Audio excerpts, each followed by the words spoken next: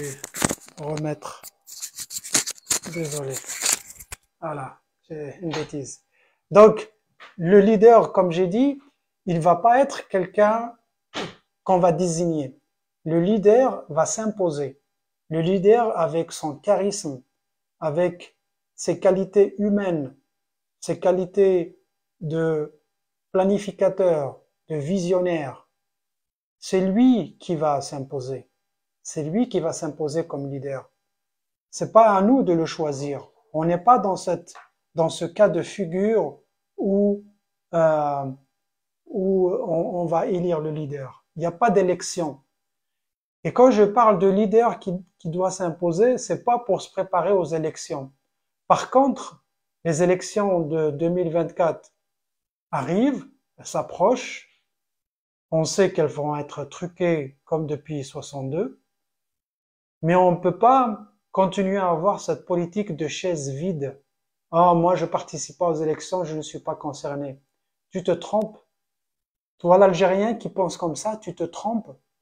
Parce que la non-participation sans rien faire, ça veut dire que tu participes. Ça veut dire que tu valides ce qu'ils sont en train de faire. Et maintenant, il faut qu'il y ait une réaction active.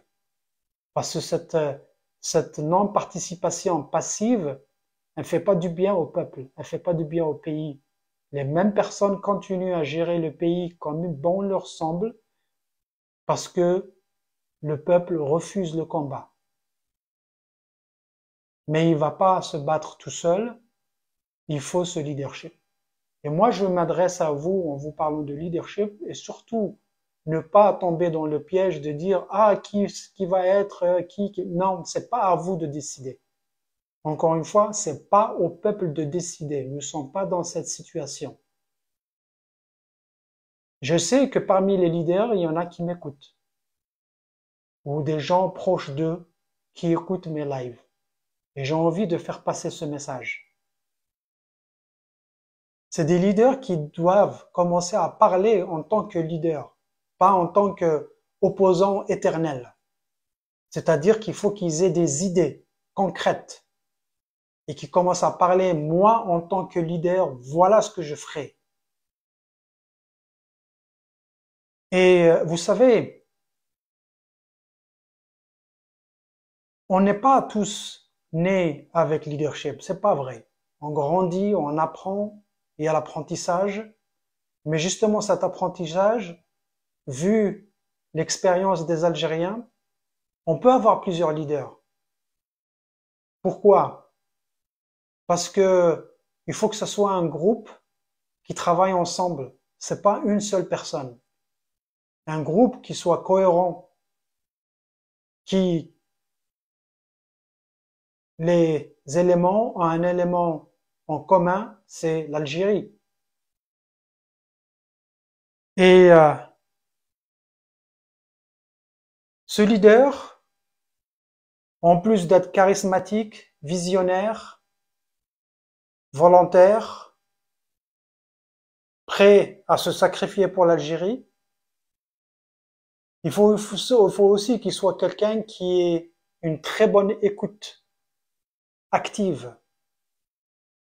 qui entend les gens, qui les écoute, qui comprend ce qu'ils veulent dire, ce qu'ils veulent.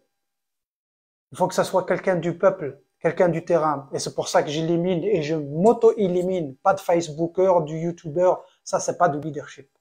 Ça, désolé, c'est pas du leadership.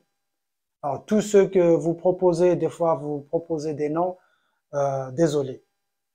Facebooker, YouTuber, c'est à mettre une croix dessus. Moi, je parle de vrais leaders, les gens du terrain.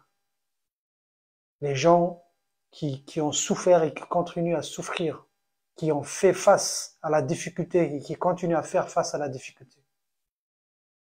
Et donc, toutes ces qualités, elles se trouvent chez certaines personnes, et je ne suis pas là pour annoncer le nom de ce leader, mais croyez-moi, quand un ou deux ou trois de ces leaders se prononcent, moi je vais apporter mon support de façon directe, franche et claire. Donc c'est à eux de se manifester. Et comme j'ai toujours dit, des gens vont se manifester et ils vont dire qu'ils sont leaders, mais il suffit pas de le dire. Il faut le faire, il faut le démontrer. Et la meilleure preuve, c'est que le peuple vous suivra. Si le peuple ne suit pas, vous n'êtes pas le bon. C'est comme ça que ça marche, le leadership. Je suis en train de travailler sur un papier que je vais présenter au mois de juillet en Grande-Bretagne, qui parle de la résilience des mouvements de justice sociale et qui va parler une partie du leadership et une grande partie va se consacrer à l'Algérie, mais ce ne sera pas que l'Algérie. Et je partagerai ce travail une fois que je l'aurai fini.